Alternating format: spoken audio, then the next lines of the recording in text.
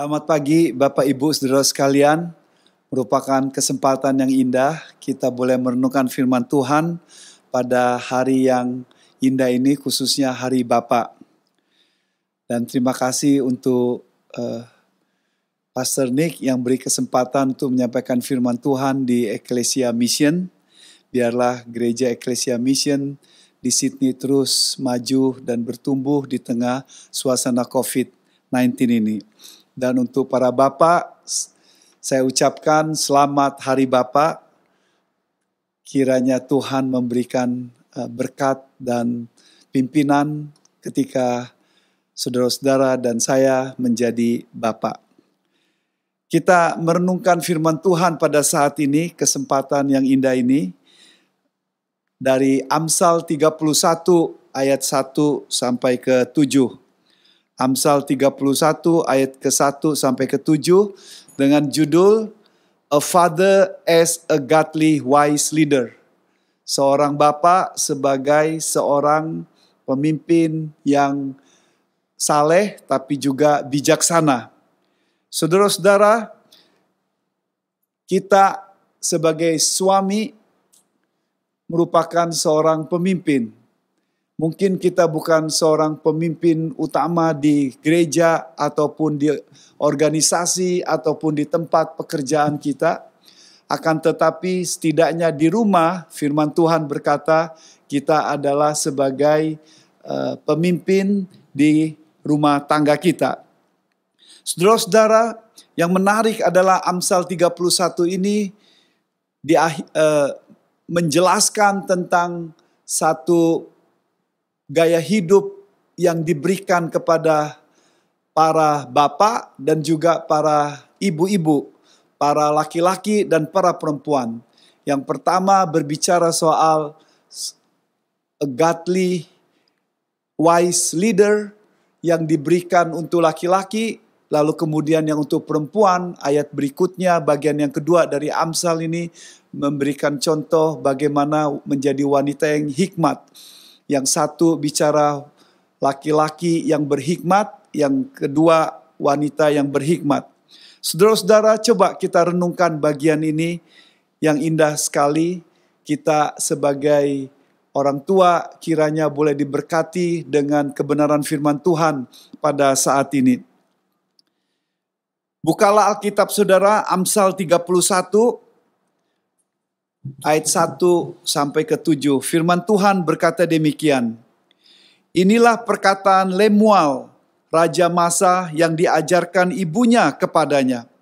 Kita tidak tahu siapa itu Lemuel, tidak disebutkan dalam cerita raja-raja maupun dalam Alkitab lainnya.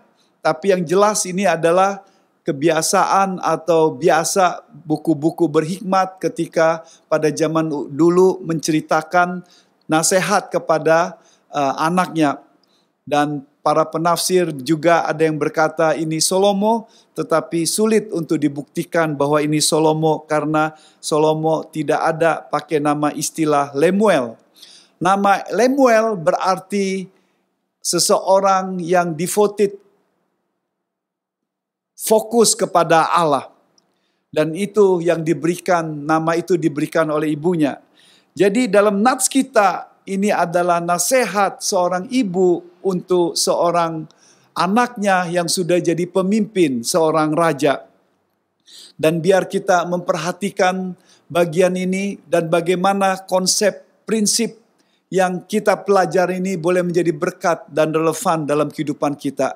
Saya akan mengambil 3 prinsip yang diajarkan dalam prinsip firman Tuhan, nasihat pada seorang raja supaya dia menjadi suami yang pemimpin yang saleh tapi juga bijaksana untuk situasi pada waktu itu dan juga untuk rumah tangganya. Ayat itu berkata demikian. Perhatikan ayat kedua. Ibunya memberi nasihat. Perhatikanlah gaya hidupmu. Watch your life carefully. Perhatikan baik-baik gaya hidup kita. Karena hidup yang tidak diperhatikan itu kadang-kadang amburadul dan tidak dipertanggungjawabkan dengan bagus. Sokrates pernah berkata, hidup yang tanggung jawab adalah hidup yang harus dievaluasi. Dan sebagai seseorang yang punya kedudukan raja, bisa saja punya kedudukan, bisa saja punya posisi, akan tetapi kehidupannya tidak mencerminkan kualitas apa yang harus dilakukannya. Hal yang sama juga sama dengan kita. Kita bisa menjadi bapak, kita bisa mempunyai berapa anak, kita bisa lama menjadi seorang bapak, akan tetapi kalau tidak dievaluasi, kadangkala lama tidak menjamin mutu, saudara-saudara. Jadi biarlah kita memperhatikan, sama seperti nasihat diberikan di sini, perhatikanlah gaya hidup kita, perhatikanlah dengan baik-baik. Langkah kita, sikap kita, tindakan kita, karakter kita, sampai sejauh mana sebagai bapak kita punya dampak, punya pengaruh untuk keluarga kita. Saudara-saudara, Alkitab berkata juga hal yang sama, pentingnya supaya hidup harus dievaluasi, diperhatikan dengan serius. Efesus 5 ayat 15 berkata, perhatikanlah dengan seksama bagaimana kita hidup. Watch your step, terjemahan lain pakai seperti itu. Hidup yang tidak dievaluasi kadang-kadang tidak layak untuk dihidupin karena kecenderungan akan menjadi tidak bermutu dan amburadul. Saudara-saudara, nasihat yang pertama, prinsip atau karakter pertama yang kita harus hidupkan sebagai seorang bapak yang menjadi a godly, wise leaders dalam rumah tangga kita adalah loyalty, yaitu kesetiaan kita di rumah tangga kita, khususnya kepada pasangan kita. Be a man of one woman, be faithful to your wife. Firman Tuhan berkata demikian, ayat ketiga, jangan berikan kekuatanmu kepada perempuan dan jalanmu kepada perempuan-perempuan yang membinasakan raja-raja. Saudara-saudara, dari pengalaman kita ketahui bahwa banyak raja di perjanjian lama juga jatuh oleh karena kecintaan, jatuhnya karena nafsunya kepada perempuan yang tidak dijaga dengan bagus. Alkitab berkata bahwa laki-laki harus bersekutu dengan istrinya menjadi one flesh. Artinya seks itu indah hanya dalam pernikahan, tetapi ketika seks itu di luar pernikahan, itu menghancurkan rumah tangga dan tidak menjadi teladan bagi anak-anak. Anak-anak harus melihat bagaimana sebagai suami, papanya itu adalah seorang yang hatinya terfokus kepada istrinya, terfokus kepada mamanya, menjadi laki-laki yang one woman dalam kehidupannya. Saudara-saudara, ayat ini berkata bahwa posisi yang bagus itu bisa dihancurkan, termasuk dalam hal ini juga, yaitu raja-raja bisa hancur, bisa jatuh. Dan kita juga bisa belajar, dan saudara bisa cek di Google, bagaimana banyak yang hancur oleh karena situasi dan juga keadaan yang dimana tidak dijaga dengan bagus hawa nafsu ini ya Tuhan. Jadi kita benar-benar harus jaga dengan bagus supaya kita tidak jatuh dalam dosa. Gembala sidang, pendeta, gubernur, Pak Camat, Pak Lurah, anggota DPR, anggota legislatif, apa saja saudara-saudara, posisi apapun juga, bahkan jenderal pun bisa jatuh. Kita ketahui dalam cerita bagaimana salah satu pimpinan direktur FBI, oleh karena dia sudah punya kedudukan, jabatan sebagai seorang yang punya banyak bintang, akan tetapi jatuh oleh karena seorang wanita.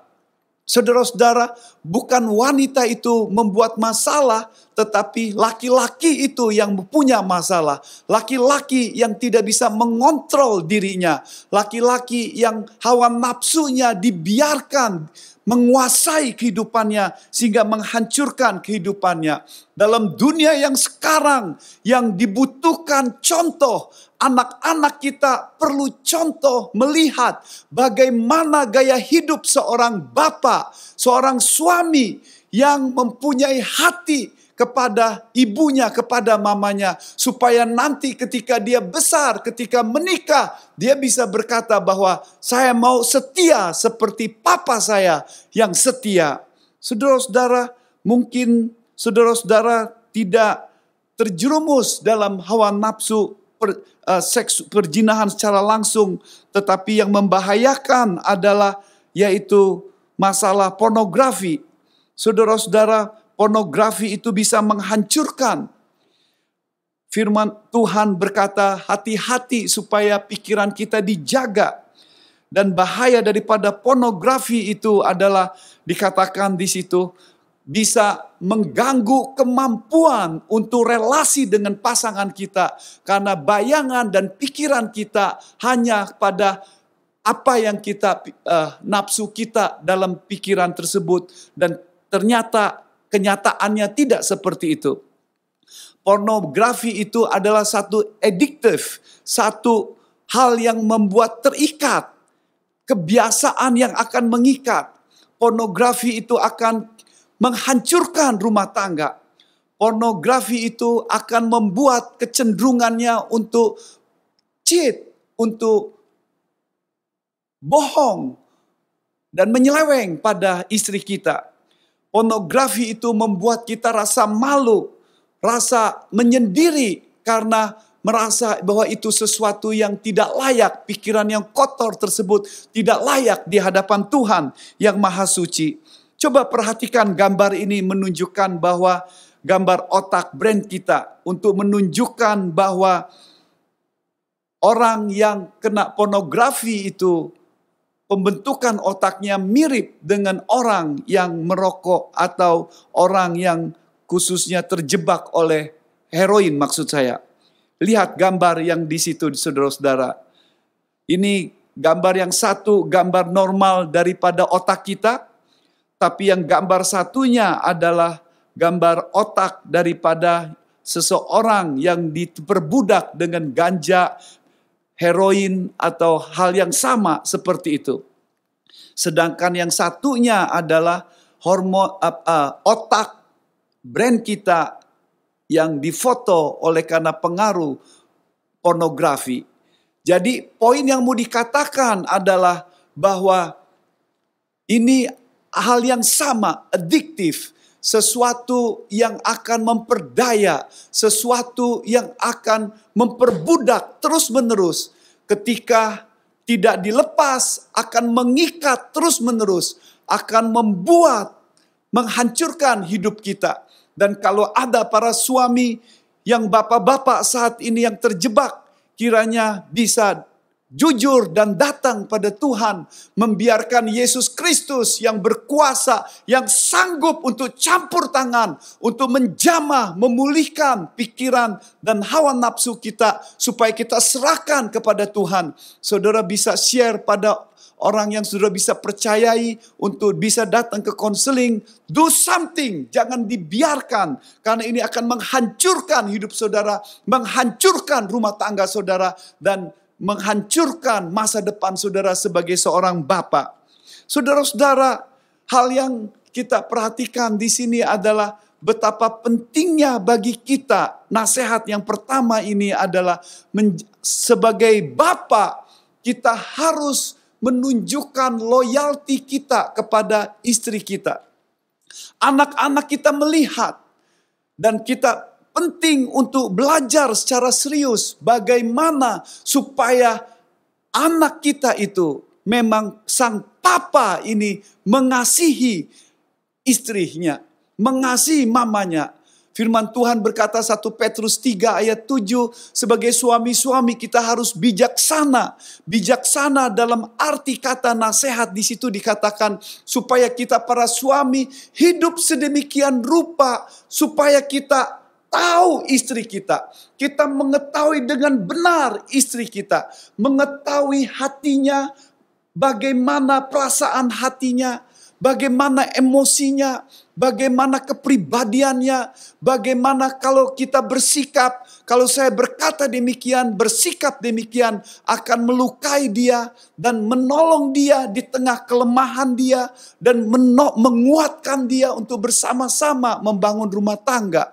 Dan suami yang loyal pada sang istri akan melakukan itu. Energinya akan difokuskan supaya dia bisa melihat bagaimana dia bisa melakukan dan belajar pada istrinya terus-menerus untuk bijaksana. Bukan hanya tahu istri saya orangnya seperti ini, tetapi bijaksana bertindak. Apa yang saya ketahui tentang istri saya, dan itu saya lakukan dalam sikap saya menjadi bijaksana ketika kita melakukannya. Nasihat yang kedua dikatakan saudara-saudara, berbicara soal sesuatu yang bisa menghancurkan yang lain. Yang satu bicara soal yang menghancurkan adalah soal penguasaan diri, soal hawa nafsu yang tidak dikuasai dengan bagus. Yang kedua adalah bicara soal fokus kepada karakter, yaitu satu karakter yang jelek yang tidak bisa dikuasai akan menghancurkan sang bapa.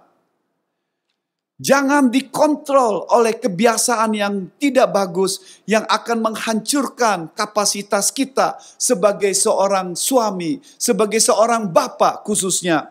Sehingga anak-anak bisa melihat teladan hidup sang bapa itu. Firman Tuhan berkata demikian, tidakkah pantas bagi raja, hai Lemuel, tidaklah pantas bagi raja meminum anggur, ataupun bagi para pembesar mengingini minuman keras.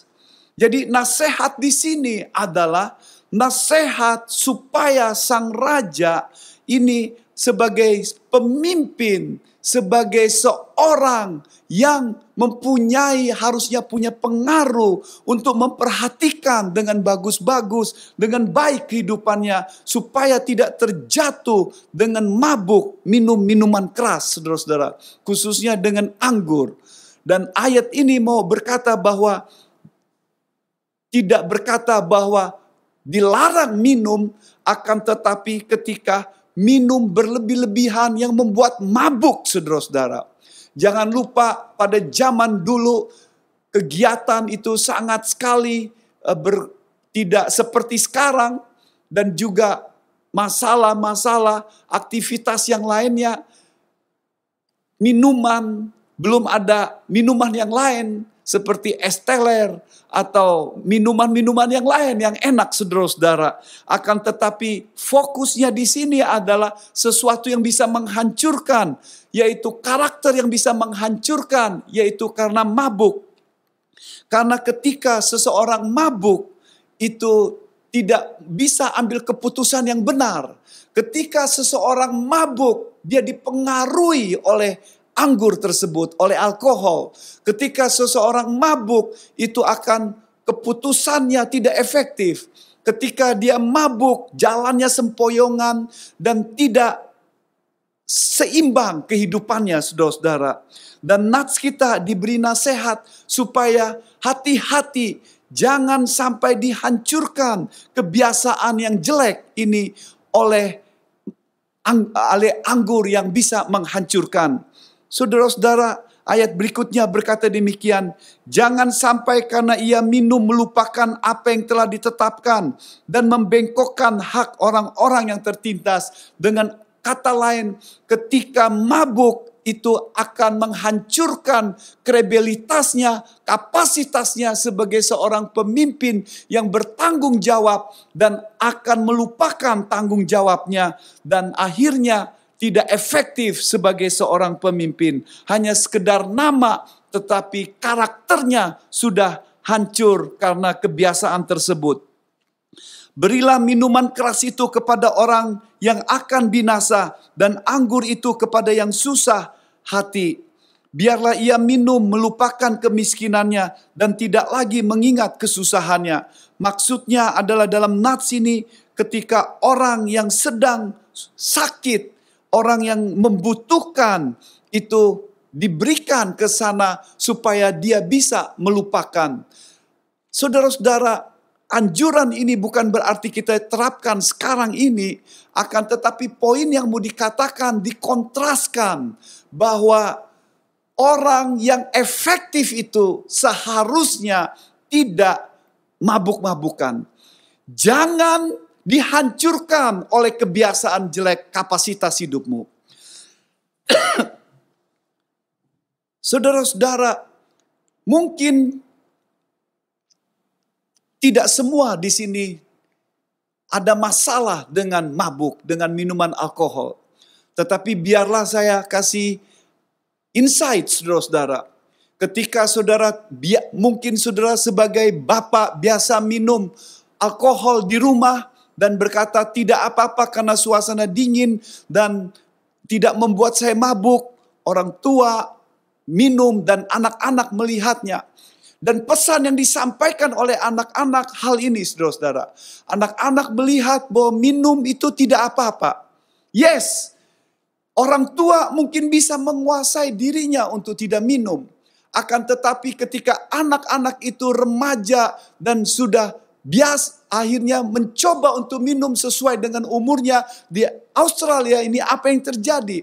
Mereka tidak bisa menguasai diri. Mereka menghancurkan hidup mereka. Karena papa, mama bisa menguasai diri. Akan tetapi anak belum tentu bisa menguasai diri. Dan banyak orang tua yang akhirnya menyesal oleh karena tidak memberikan contoh yang bagus. Karena anaknya akhirnya hancur oleh karena mabuk-mabukan dan dikuasai, diperbudak oleh minuman ini. Saudara-saudara, jadi bijaksanalah, hati-hati. Karakter yang jelek itu mungkin bukan saja soal minum-minuman, mungkin juga hal yang lain. Berbicara yang lain, mungkin ada di antara saudara sebagai suami, sebagai bapak, ada masalah emosi, cepat marah, suka meledak-meledak. Sekali dikasih masukan oleh anak atau sang istri, saudara tidak siap menerima. Sifatnya masih childish, masih kecil hati untuk menerima masukan. Lalu kemudian menjadi kesal dan marah, lalu kemudian emosi, meledak-meledak. Atau mungkin juga marahnya di dalam, lalu kemudian disimpan tapi sakit hati, saudara-saudara.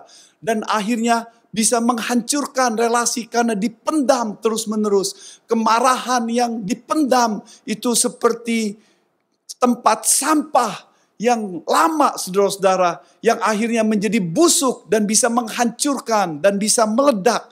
Saudara-saudara, mungkin ada hal yang lain, kebiasaan yang lain. Mungkin ada dendam, sakit hati, kebencian yang menguasai sebagai seorang bapak dalam kehidupan saudara-saudara. Atau ada hal yang lain mungkin. Saudara terlalu pelit sekali. Atau saudara terlalu sekali tidak punya fokus kepada pengabdian. Dan fokus selfish, egois. Dan fokus mau menang sendiri. Dan mungkin ada kebiasaan yang lain, hal yang lain yang dimana saudara tidak perhatikan baik-baik. Tetapi setiap kita kecenderungannya pasti ada satu atau dua kebiasaan yang tidak bagus, yang baik, yang menghancurkan kita. Karakter yang jelek itu seperti rumput di pekarangan kita yang kita biarkan.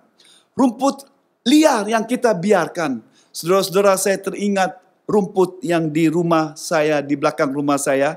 Ini gambarnya, saudara-saudara. Ya. Gambar yang pertama itu rumput yang saya biarkan terus-menerus. Saya lihat bertumbuh, tapi malas untuk memotongnya. Seminggu, 2 minggu, 3 minggu, saya melihat lalu dibiarkan. Akhirnya makin lama-lama makin menjadi besar. Dan ketika sudah besar baru kelihatan. Dan istri saya berkata, suamiku, lu cepat bereskan nih. Atau saya yang bereskan katanya. Lalu kemudian saya berusaha untuk melakukan hal itu. Dan ini yang terjadi, akhirnya jadi bersih. Tapi kebiasaan jelek itu saudara-saudara, kalau dibiarkan, kalau tidak dijaga tiap minggu, dibersihkan, atau sebulan sekali dibersihkan, rumput itu akan menjadi liar lagi, bertumbuh lagi. Hal yang sama dengan karakter jelek itu saudara-saudara. Karakter jelek itu ada dalam kehidupan kita, dan terus menerus kalau kita biarkan akan bertumbuh. Apakah itu kemarahan, apakah itu kebencian, apakah itu cinta pada uang, apakah itu menggosipkan orang, menjatuhkan orang, apakah hati yang tidak mau mendengar nasihat, ataukah yang suka mabuk-mabukan, ataukah yang suka kepada hal-hal yang berhubungan dengan pornografi.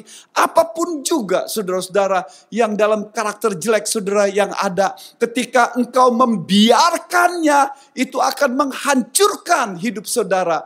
Dan sebagai suami kita harus bagaimana ketika kita menjadi seorang bapa, itu boleh punya pengaruh untuk anak-anak kita. Teladan bagi anak-anak kita.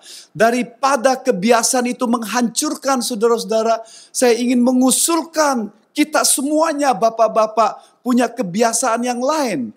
Yaitu kebiasaan untuk bagaimana kita punya waktu bersama anak-anak kita untuk berdiskusi. Apakah itu diskusi firman Tuhan, apakah diskusi sharing life, ataukah diskusi mendengar keluhannya, bercakap-cakap untuk kasih waktu. Biar saya kasih tahu saudara-saudara, bagaimana anak kita itu habiskan waktu yang ada. Ya.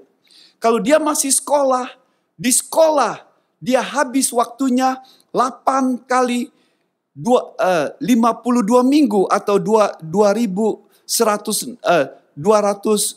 sekitar 216 hari. Itu berarti 2080 jam. Seminggu 5 kali 8 berarti 56 jam. Di sekolah minggu saudara-saudara, kalau itu seminggu hanya 2 jam, berarti seminggu 2 jam. 1 tahun itu sekitar 104 jam saudara-saudara. Di rumah, kalau itu dalam sehari sesudah pulang sekolah masih ada 6 jam. 6 jam dikali 365 hari itu ada 2190 jam. Lalu kemudian ditambah hari Sabtu dan Minggu dia tidak sekolah. Itu berarti bisa ada banyak waktunya dan hampir mendekati 4000 jam. Saudara-saudara perhatikan baik-baik. Di sekolah ada sekitar 2080 jam. Di Sunday School hanya ada sekitar 100-an jam lebih. Lalu kemudian di rumah itu ada hampir 4000 jam. Jadi saudara-saudara, anak kita yang waktunya begitu banyak berhubungan itu di rumah. Dan kita tidak bisa memberikan orang tua memberikan anak kita ke gereja pada guru-guru sekolah minggu untuk mengajar. Lalu kemudian mereka bisa bertumbuh dalam Kristus Yesus. Karakternya, sifatnya, ketaatannya. No, saudara, bukan seperti itu. Kita sebagai bapa yang harus bertanggung jawab. Kita sebagai bapa untuk ambil alih supaya tidak dirampas waktu-waktu yang bagus. Anak-anak kita itu untuk dihabiskan banyak hal. Dan bapak-bapak, di manakah engkau selama ada waktumu hampir 4000 jam tahun yang lalu? Di manakah beberapa tahun yang lalu? 4000 jam. Apa yang kau habiskan untuk anak-anak? Waktu bersama untuk anak kita. Sebelum tidur, kita bisa membangun kebiasaan untuk cerita firman Tuhan, diskusi firman Tuhan. Kalau dia sudah cukup besar waktu SMA atau kuliah, bisa diskusi firman Tuhan yang disampaikan pada hari Minggu. Kita bisa baca cerita, kita bisa share live, kita bisa bermain bersama-sama, kita bisa pergi bersama-sama, kita bisa berenang. Saudara buat dating untuk anak saudara, one to one, pergi untuk ke mall, berenang, berolahraga. Ada banyak hal yang dibutuhkan adalah hati Bapa yang untuk melihat bahwa ada satu kebiasaan yang bagus supaya kapasitas sebagai seorang bapa tidak dihancurkan oleh kelemahan, oleh karena ada karakter kebiasaan yang tidak bagus yang menghancurkannya, tetapi diganti dengan satu kebiasaan yang bagus untuk membangun kehidupan sebagai seorang bapa.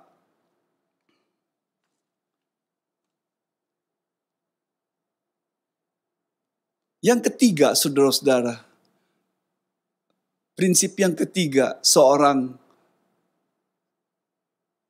father sebagai seorang a godly, wise person. Seorang pemimpin yang bijaksana dan saleh. Bukan hanya loyaltinya kepada istrinya, supaya anak-anak bisa melihat. Bukan saja supaya tidak dikontrol oleh kebiasaan yang menghancurkan, tetapi kebiasaan yang bagus membangun kehidupan anaknya.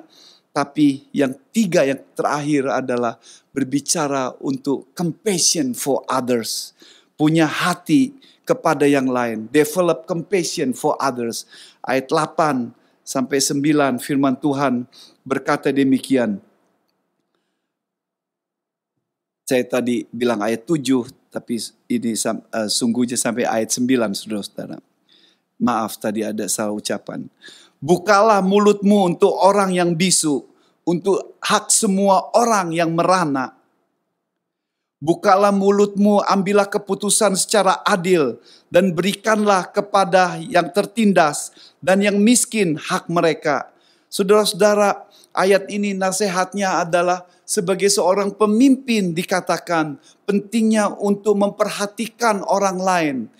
Sebagai seorang pemimpin diberi kesempatan, dipilih bukan untuk fokus pada diri sendiri. Posisi kedudukan dan jabatan bukan untuk kepentingan diri sendiri. Semuanya itu sebagai alat bagaimana bisa menolong orang lain. Compassion, punya hati compassion pada yang lain. Dikatakan di situ supaya ayat 8 berkata, supaya menolong hak semua orang yang merana. Bukalah mulutmu untuk orang yang bisu, untuk hak semua orang yang merana. Artinya memberikan keadilan, memberikan defense, memberikan kekuatan pada mereka. Lalu kemudian bukalah mulutmu, ambil keputusan, choice yang diambil supaya orang yang tertindas itu ada pertolongan, memberikan. Tekanan dalam nats ini adalah compassion pada others, membangun satu karakter yang indah, menolong orang lain, memperhatikan tidak sendiri. Tuhan menyelamatkan kita bukan untuk menjadi egois. Tuhan menyelamatkan kita supaya menjadi berkat bagi orang lain. Tuhan menempatkan saudara sebagai seorang suami bukan untuk supaya difokus, dihargai, ditinggikan, menjadi kepala dalam rumah tangga saudara, bukan supaya saudara disembah, sujud, dihargai, akan tetapi menjadi berkat. Bagaimana posisi saudara itu dikatakan bisa menjadi influence, punya pengaruh. Itulah sebabnya Efesus pasal 5 nasihat Paulus kepada para suami ayat 25 sampai dengan ayat 31 dikatakan supaya sebagai suami kepala yang mengasihi, punya compassion pada istrinya, compassion pada orang lain, compassion seperti Yesus yang mati di kayu salib untuk kita. Saudara-saudara, inilah karakter yang indah yang harus ada dalam hidup seorang Bapak, sebagai seorang pemimpin. Istri menghargai suaminya sebagai pemimpin, bukan karena suaminya itu baik dan sempurna. Tidak ada suami yang sempurna, tidak ada bapak yang sempurna, termasuk saya juga. Akan tetapi saudara-saudara, yang perlu kita kembangkan adalah istri menghargai karena Tuhan menempatkan para suami sebagai sang kepala. Itu penghargaan Tuhan. Sama Tuhan menghargai seorang pelayan Tuhan karena Tuhan menempatkan dia. Tuhan memanggil dia, bukan sekedar pribadinya, saudara-saudara. Dan ini yang harus menjadi fokus dalam kehidupan kita sebagai seorang bapak. Dan istri menolong untuk supaya bagaimana tanggung jawab sebagai seorang suami, sebagai kepala ini bisa efektif. Menolong sesamanya. Compassion kepada yang lain. Saudara-saudara, sebelum kita compassion pada yang lain, kita harus memulai compassion pada anak-anak kita. Karena saudara tidak bisa memberikan apa yang saudara tidak punya. Kalau kita tidak punya compassion, kita tidak bisa memberikan kepada yang lain. Jadi compassion kita karena the love of Yesus Kristus yang memenuhi hati kita. Kita sudah punya bahwa saya orang bejat, saya orang yang berdosa. Yesus mengasihi kita. Kasih Yesus Kristus memenuhi kita. Sehingga kita punya kasih. Dan ketika kita juga punya compassion yang penuh untuk pasangan kita. Dan khususnya sebagai bapa untuk anak-anak kita. Dan kita bisa memberikan kepada yang lain. Kalau kita memberikan yang lain tapi tidak berikan kepada keluarga kita, kepada anak-anak kita, itu munafik atau ada kecemburuan nanti bagi anak-anak kita, saudara-saudara. Saya teringat akan satu jemaat saya, saudara-saudara, yang namanya Sony Tandi, yang mempunyai anak yang ada masalah Down syndrome. Dari kecil sudah dikasih tahu dokter di kandungan bahwa ada masalah. Dokter mengusulkan supaya anaknya di abortion, dibunuh. Tapi Sony sebagai kepala rumah tangga berkata tidak. Demikian juga istrinya mendukung sama-sama Herli. Dan singkat cerita, mereka membesarkan dengan love, dengan penuh kasih sayang. Compassion mereka kepada anaknya, Yosia Tandi. Mereka juga punya anak yang pertama, Jesse, yang sudah besar, yang udah umur 14. Dan Josia sekarang umur 8 tahun. Lihat gambar berikutnya, saudara-saudara.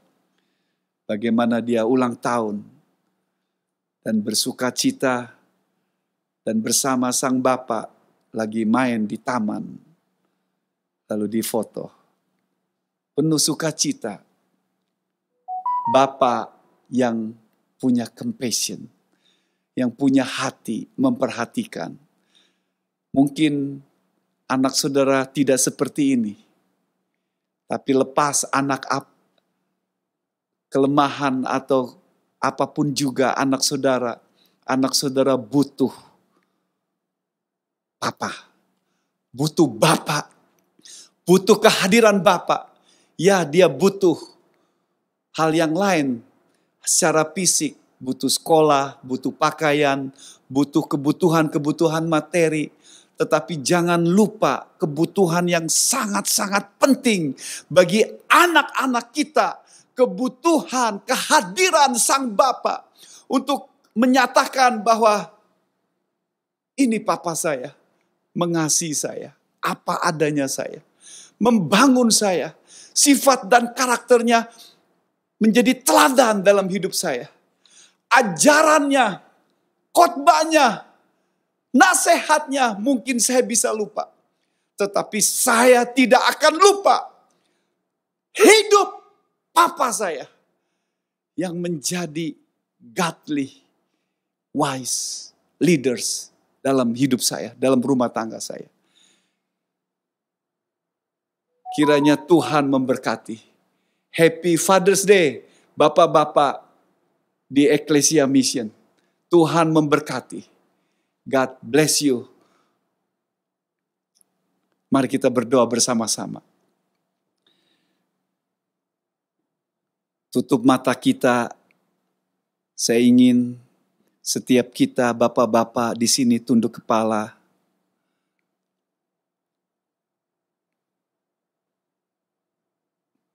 Lalu kemudian saudara angkat tangan saudara, taruh di dada saudara.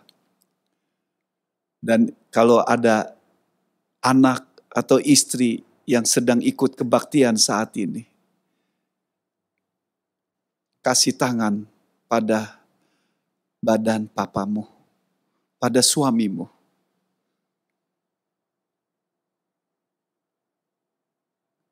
Tuhan Yesus,